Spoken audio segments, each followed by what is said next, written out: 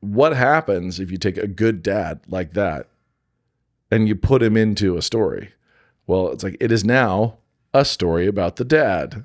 So he's now the hero. In order for the kids to have an adventure, to be the main characters, they either have a bad father, a dead father, an absent father.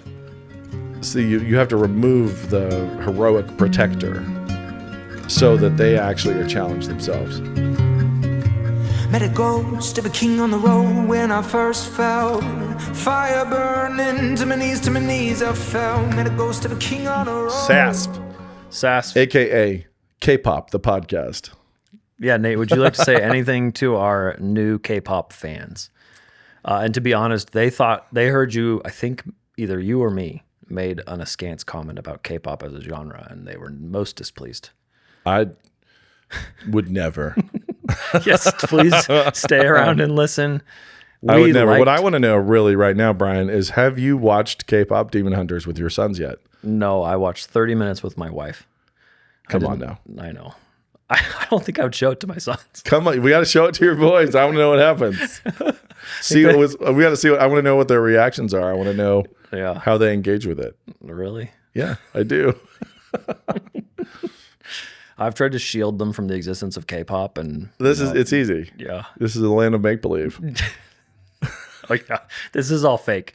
Brian does not have the courage of his convictions. He has neither finished the film nor has he shown his sons. I did. We were watching it. I was just like, wow, this is about as insane as I thought. But yeah, it's got something that other. A, finish it, Brian.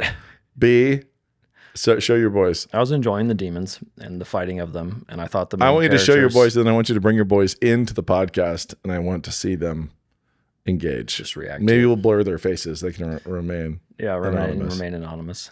Dude, that'd be hilarious. I bet you think I'm joking. Your boys love movies, Brian. Show them K-pop Demon Hunters.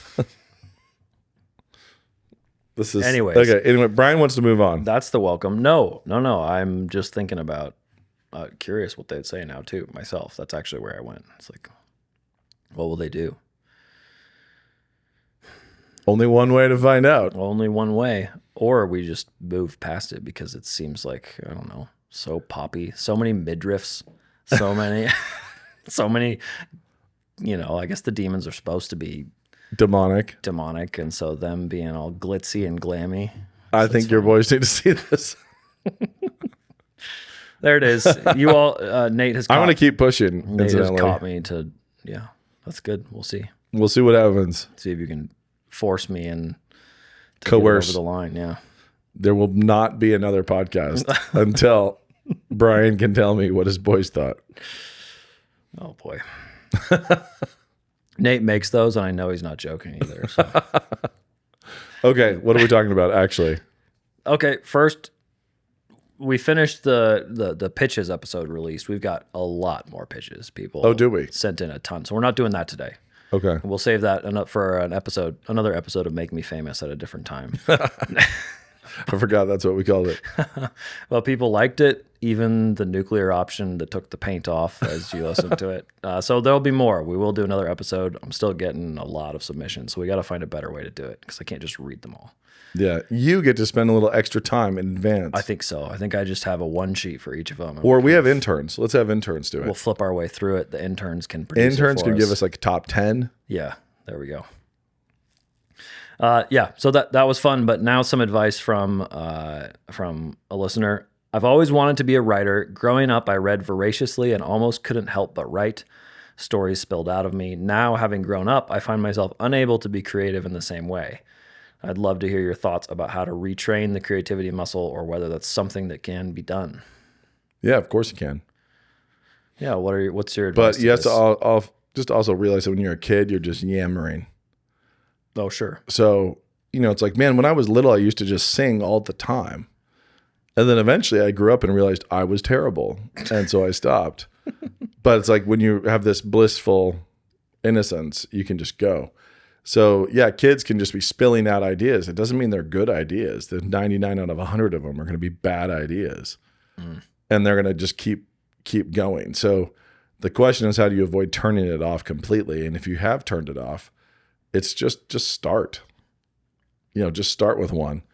And what you can't have is I can't give you any advice that will create a compulsion in you that will make you just spill out a story. You actually have to start treating it like you're learning to carve a wooden duck or something. You have to actually just get some wood and start. And at some point you'll find inspiration or you won't. You just keep going. So I do not wait to be inspired. I can't afford to wait to be inspired. I know very few writers who can afford to wait to be inspired. You have to be able to write on command, solve problems on command, build characters on command. Oh, the creative Zoom meeting is now. Like, this is you're going in, you're hired, you are now in the Zoom where you're supposed to be breaking a story. And so you just have to do it. Like a plumber would show up to a job. He doesn't get to say, I'm not really feeling it today. I was just thinking about that, about all the employees who say, I have to be inspired in order to do a job. So if you view it like a trade, if you view it like a craft, then you just get started. It's like, I used to do it and it was really fun all the time and I enjoyed it. Great. I understand that. And now I just don't do it. Like, okay, so pick something up, just start working on it and see if the joy is there. See if it's enjoyable enough that the work is worth it. Now, I do think it is really easy also to be a consumer. And so that's a big part of it as well. It's actually really hard to create and it's really easy to consume. So no surprise that you stopped writing. It's much easier. It's difficult. It's much easier. And when you're little and you can say you wrote the story, but it was short. Yeah, you wrote a paragraph. And you can do a terrible job and your mom's going to love it and it doesn't matter. You're and you scratch the itch real fast because your goal is probably to write a particular scene and then draw the main character. At least that's what what most the of bunny my kids rabbit do. pirate or whatever it was. Yeah. Yep. My kids are like, oh yeah, I wrote that really funny scene and it ended. And then it was over. It was done. Then I was no longer amused, and so I moved on. Right. And then, but yeah, there's no keys, you're saying, to the creative universe that you can hand somebody. Yeah. When a kid is doing it, it's kind of like saying, man, I used to love building houses and now I don't build houses. It's like, well, when you were little, you're doing it out of cardboard or Legos or popsicle sticks. And now it would have to be a real house. So it might be there, just start. That's good. Okay. And then the substance of this episode is going to be about dads, specifically dads in fiction. Dads who refuse to show their boys K-pop Demon Hunters. So the good dads. Call back. The question is, though, how come there are never any good dads in the stories that you read? And I think we've answered this somewhat before, but I thought it'd be a time to kind of run through some of the father figures. So they're saying, I know there's some exceptions. Uncle Frank seems like a good dad, they say. Peace Like a River has a good dad. Yeah. But in almost every story, there's either an amazing dad who's dead or gone, or the dad's awful in one of the main antagonists of the story. So how come we can't have fun, adventurous novels with Christian themes and a great dad? Let's talk about the movie Life is Beautiful. Okay. So here we have a Nazi movie, Italian dad, boy, and the Italian dad, he's clowning in the camps and being a clown and making his son laugh even when he's being taken off for execution. And so you see a lot of it from the kid's point of view, a lot of the kid's point of view of his father, but it's centered on his dad and his dad's courage and his dad's rebellion against evil, even to the point of death, and working to keep his son safe and protected from the horror of it for as long as possible. Now, what happens if you take a good dad like that and you put him into a story? Well, it's like, it is now a story about the dad. So he's now the hero. So if you have a good dad or a present father, if the four Pevensies get sent off to the countryside with their dad, then it's a completely different thing. So children, in order for the kids to have an adventure, to be the main characters, they either have a bad father, a dead father, an absent father. So you have to remove the heroic protector so that they actually are challenged themselves. So Life is Beautiful. The kid's just the narrator. Yeah. The dad's the protagonist. Yep. He's the one that has And so it's the this arc and change, perhaps. it's this tale of the father from the perspective of the son and what the father did for him. But it was not the kid's adventure. The kid was a passenger. He was a passenger that went through this, and now in retrospect, he's honoring his father, which is great. Yeah. But that's what happens when you take a good dad. So Frank is a good dad. Is he a good uncle? Is he actually really a good dad? Like, no, Frank has some abdication and, he's absent. He's kind of wishing he were elsewhere. Yeah. Isn't kind of his get-rich-quick tumbleweed scheme a bit of an example of his flaw? Yeah. So, he's a flawed dude. Yeah. But he's a likable guy. He's a great character. He's a lovable dad. Yeah. But he, if people pay attention closely, it's like, does he know what's in the attic? Yeah, he does. What is he? And he sticks Henry in that room. Like, why is this happening? Why is he willing to have Henry in that attic room? Why is he downstairs hearing thumping while Dottie's asleep and he rolls over? Like, what is this? And it's like, well, he's still yearning for something. He swore an oath that he regrets, is yearning for his own world, and he's got this get out of jail free card, and that if his nephew, uncovers these things, reconnects the world. Yeah, then it kind of all goes, runs amok, and why is he suddenly committed to getting into grandfather's room right now? All of a sudden, that Henry's back up in the attic bedroom. It's like there's things that are just not explored in Frank, but if you pay attention, it makes perfect sense. And it's not, oh, he's a great dad. It's he's a flawed guy whom I really like. Yeah.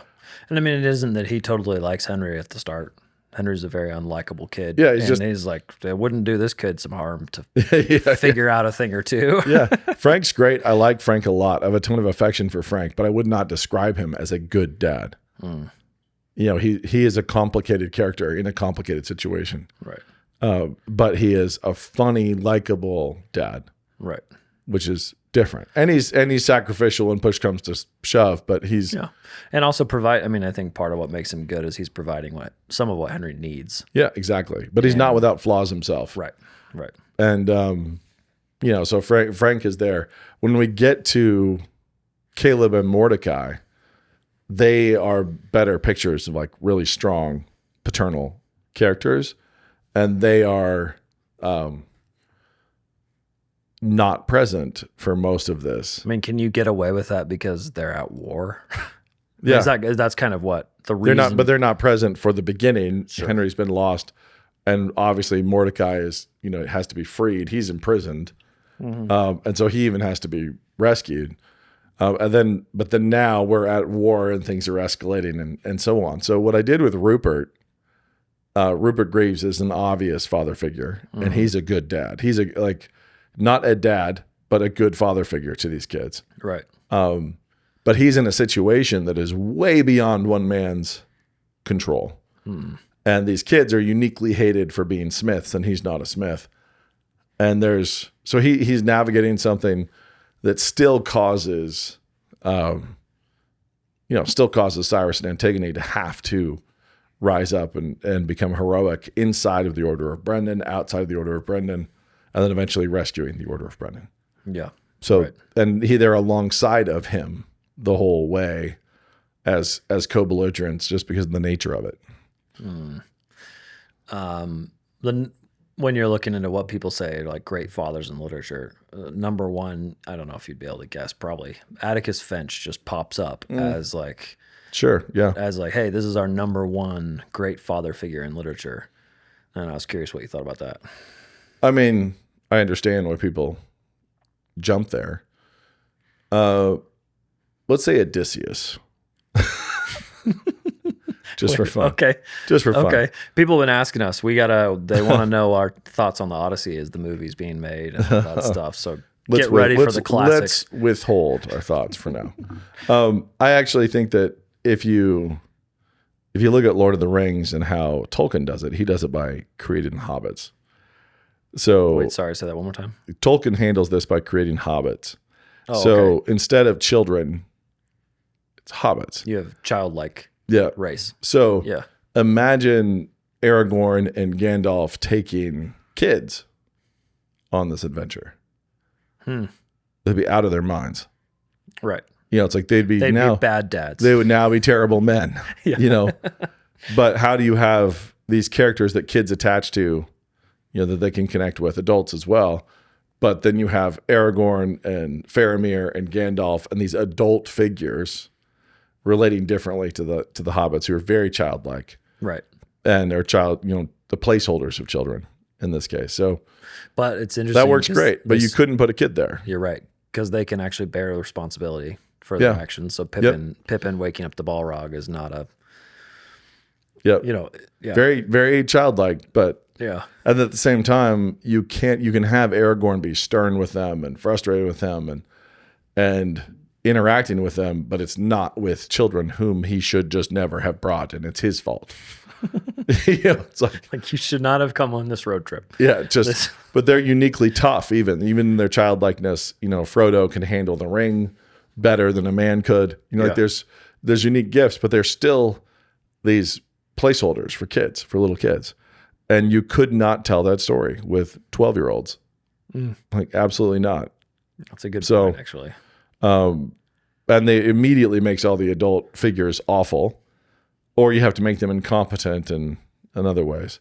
So what I'm trying to do in Ashdown is give them this paternal figure, but they still ultimately have to, it's a big enough mess, and it came for them. Instead of Rupert dragging them on a quest around the world that's going to get them probably killed. Yeah. Okay. That actually makes sense. So one of the dynamics of Percy Jackson that I've always noticed is that the aspect of them being illegitimate children of the gods and the absence of the gods is like one of the fundamental, just it doesn't get resolved, the series. In fact, there's complaint all the way through about it. There's a couple hat tips to try to fix it, but the fundamental issue is, the gods don't care about their kids. And it is interesting that that's what he had to do. He had to kind of just swallow the reductio of actually the gods are terrible. The gods were bad. They were bad. They're terrible. Yeah. And you can put a prophecy in there. You can try to make it better that way, but fundamentally, whatever you want to do, it's not going to get you there. Yeah, your son is just abandoned to be killed by monsters, and you've done it with hundreds of them. Interesting. Okay. Another one that gets in there, people have huge fondness for Arthur Weasley. And again, I'm just it is at least they didn't say Dumbledore. We've talked about how bad of a father figure Dumbledore has been for Harry. But I don't know. It doesn't seem like Arthur he's a present father figure, but he's just seems a little goofy. So put it this way. Should fathers aspire to be like Arthur Weasley? He has a lot that he needs to do better. Yeah. Now, when you say people have a huge fondness for him, I understand that. Right. Fondness makes perfect sense. We're talking about good dad, like model of fatherhood. So I would never put Uncle Frank there.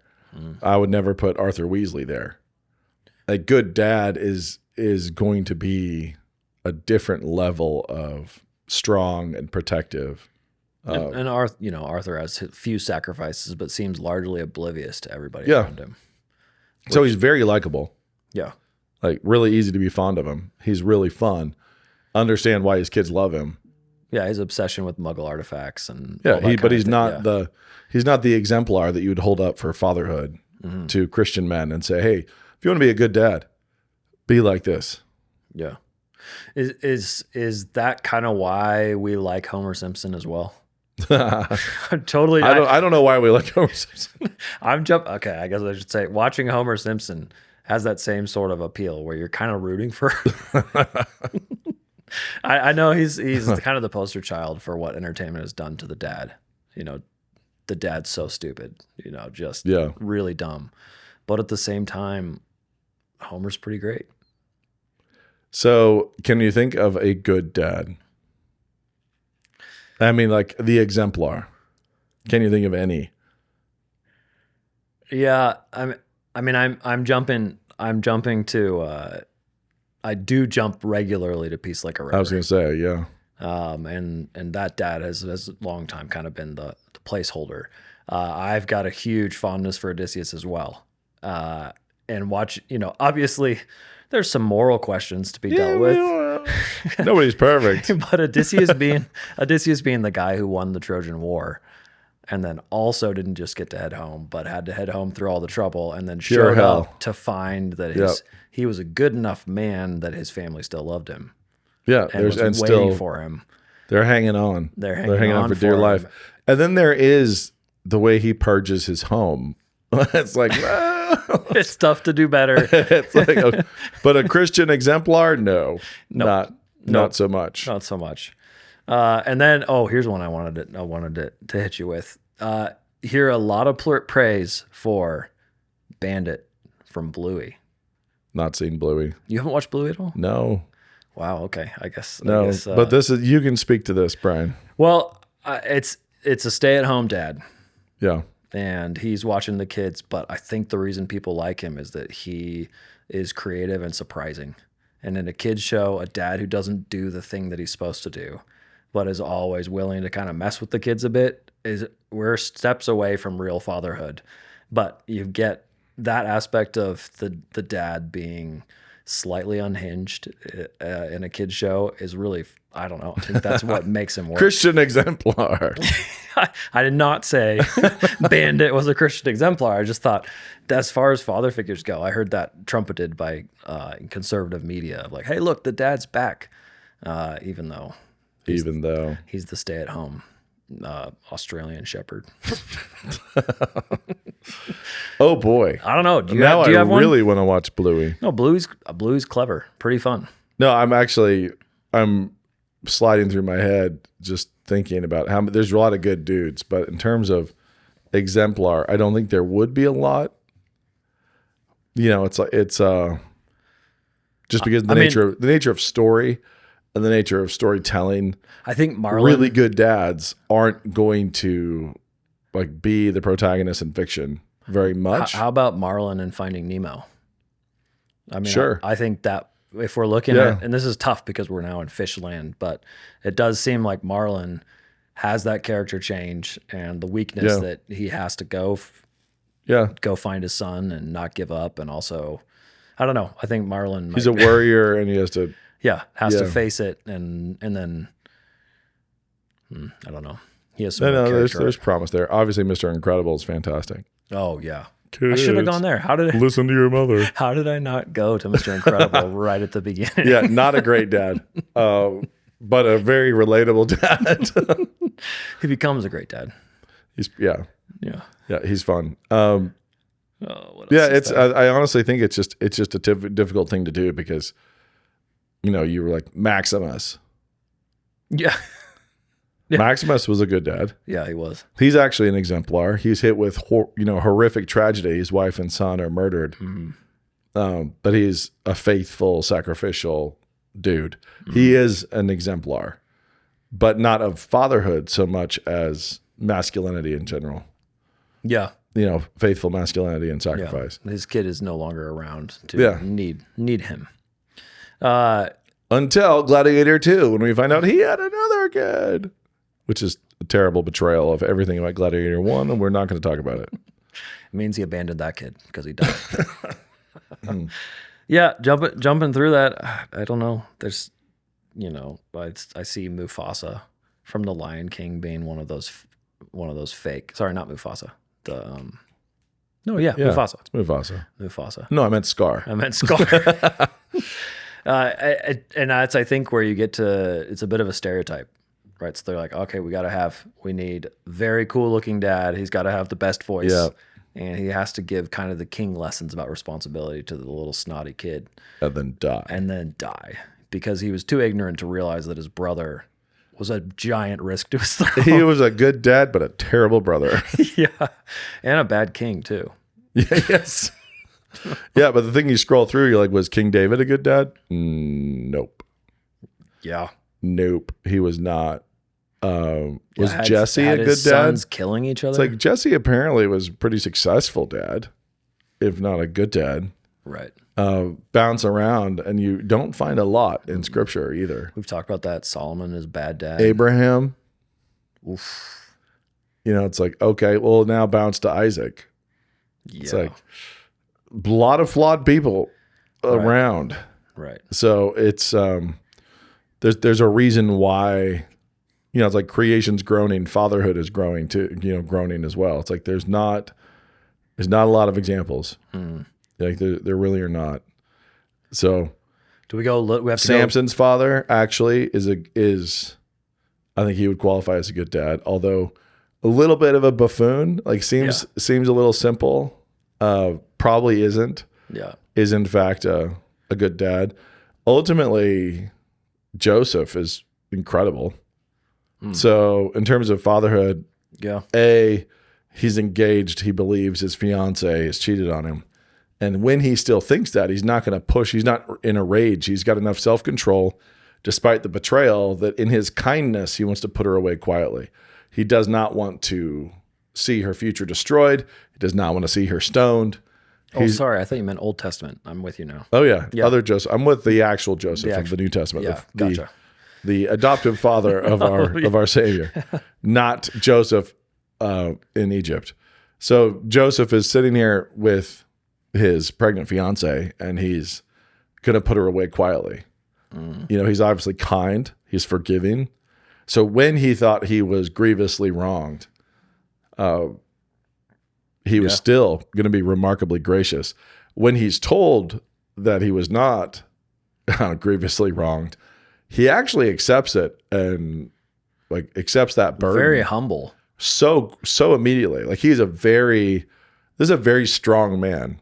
And same thing with the flight to Egypt. So many of the Bible characters get a dream and don't follow it properly. Yeah. He gets one and is like, so I would say this of Joseph.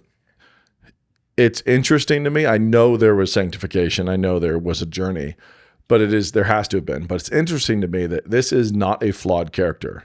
This is a great dude. And he is a great guy from start to stop. And so if you think about the kind of guy, and people see him weirdly as a beta, like they actually see him as like a soft, kind guy. This is a guy who was chosen to raise the Son of God, to be the earthly father figure for Christ. And he's also chosen because he's the one who's going to have to escape genocide and protect this kid fleeing into Egypt when the Messiah is still helpless. Yeah. So the guy that God taps for this is remarkable in that he's not off struggling. He's not struggling with his own urges. He's not struggling with his own emotions. This is a very, very strong sacrificial guy. And I think that Joseph is probably one of the most remarkable characters in Scripture because he's already, his ego is so in control already at the beginning when he finds out, like he thinks that his fiance betrayed him, and he's not flying off the handle. He's not in a rage. And that culture, like this is not the man of honor killings. Yeah, like, the very calm, he resolved. Yeah, just quietly, like, all right, I'll take care of her. Well, this will be okay. I'll put her away quietly. He's not a cuckold. He's not going to marry her and just be like, well, I'll raise the kid. It's like he's not doing that, but he's also not flying into a tantrum or anything. And we went with fatherhood too in the Old Testament. Jesus' other brothers,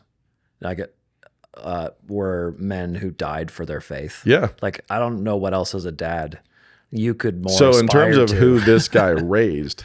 Yeah. So the men raised by Joseph, pretty good track record. I mean, it's actually astounding. Yeah.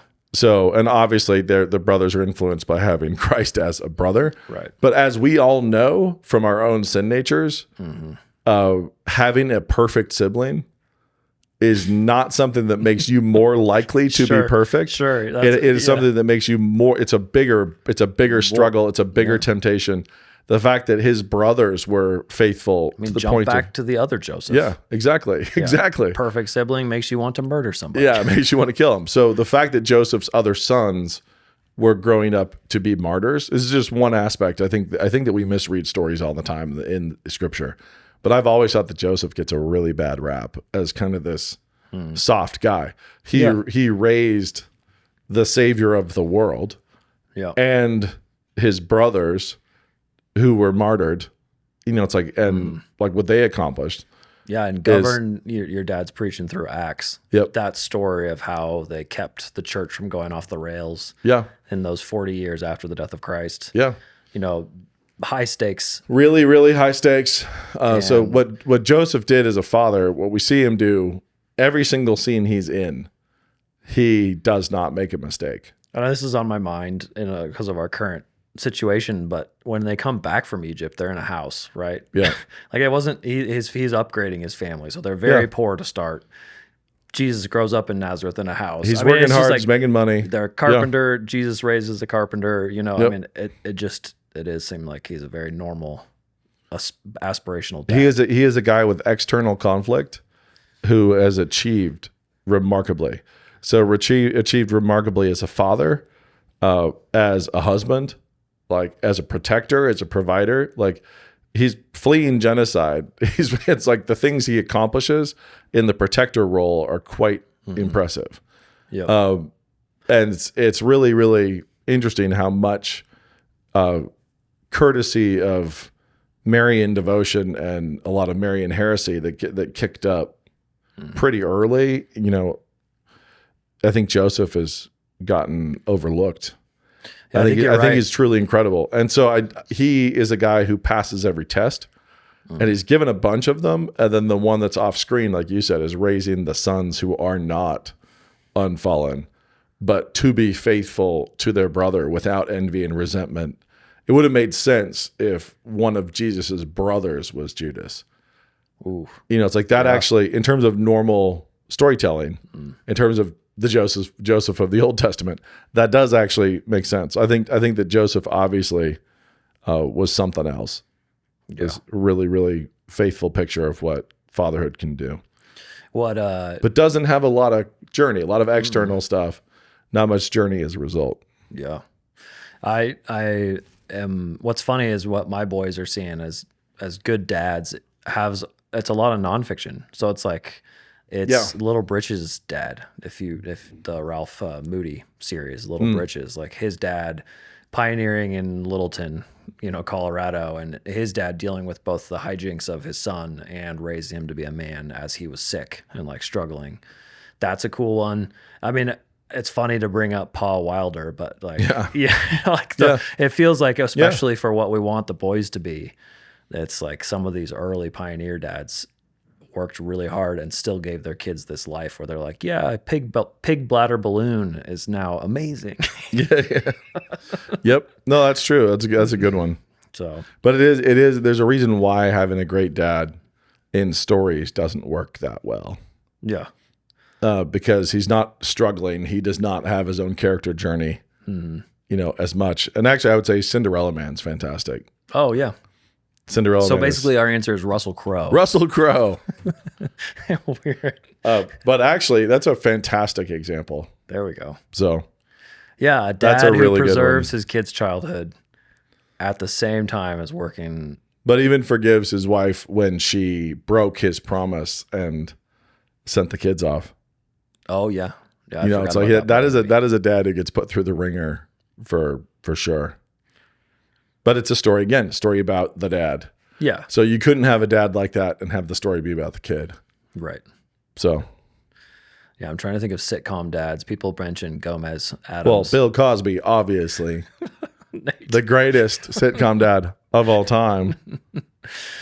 Oh, you think I'm joking? Name a better sitcom dad. No, I know. Yeah. Ignore everything else. We're talking about fiction. We're talking about we're talking about the fictional Huxtable character. Right. I mean, he's great. Good sweaters. Good jokes. He's got the jokes. He's got the sweaters. Yeah, I don't know. Are you running out on this topic, Brian? I think we're mostly there. Yeah, I think that Joseph is worth looking at. Yeah, that's now making me think through. I try to think of him as the gnarliest guy you'd ever met. Yeah, that's. I mean, think what he survived. Yeah, what he survived, but what he And also of all the people, he was selected, just like Mary was selected. Yep. Of all the men, this man was selected for that job. Yeah, I mean, he's the for a reason. He's the David of the New Testament, right? Because it's the son of David. Yeah. I mean, we're supposed to read it typologically in that way. It does seem like he had multiple tests that he passed that the Old Testament characters got the same test and crashed and burned on it. I'm trying to run through all the stories here. There's a lot. Yeah, I guess I think you're right. It's pretty wild. I mean, it's not to say that he didn't sin. Of course he sinned. But so did Mary. Yeah. But it's they both had to be forgiven, atoned for by their own son. However, he was in a pretty good place. He was custom crafted for this particular task. So, and it's tough to do this, but because it doesn't always work. But watching Mary as well, a lot of the husband-wife pair, you can sometimes see by, what's the word? You kind of look at Mary and see how her husband was. I don't know, almost see by absence. I don't know if that's the right way to put it. No, I can get that. She's obviously pretty secure. Yeah. I will say this though, he also, and she, we don't get any complaints about the stable. So yeah, you're a dude whose wife is due, and you're taking her on a journey back to your hometown. And then you're like, babe, I hooked us up with a stable where I'm going to play midwife. For the most important thing, the conversation between a Jewish husband and a Jewish mother, when he's like, okay, I got us a spot. Like, I got the spot. They're like, we got obviously the inns right there. She's like, oh no, around back. Obviously, he tried for the inn, but he's also he's lined up the stable, and that was providence. And it's part of all the storytelling. It's part of the typology, obviously. But it's like for him to empty out a manger, for him to dump out the food bowl and be like, here's a cradle. Like this is that's a funny married couple moment actually, right there. That's a really funny moment. And so there's a lot of people with funny stories about birth and husbands having to catch babies, etc. But this one is like, oh, she was on a donkey for how long, or were you walking? Like, what was the deal with this woman who was due? And the baby, you believe already how important this is. So it's not just your wife is due with your firstborn. Your wife is due with the savior of the world.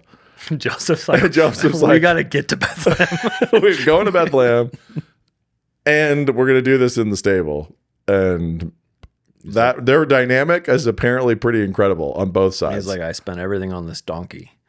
So there's no room. I was ready to splash out and get you a room at the inn where we could deliver this baby. Instead, we're with the livestock.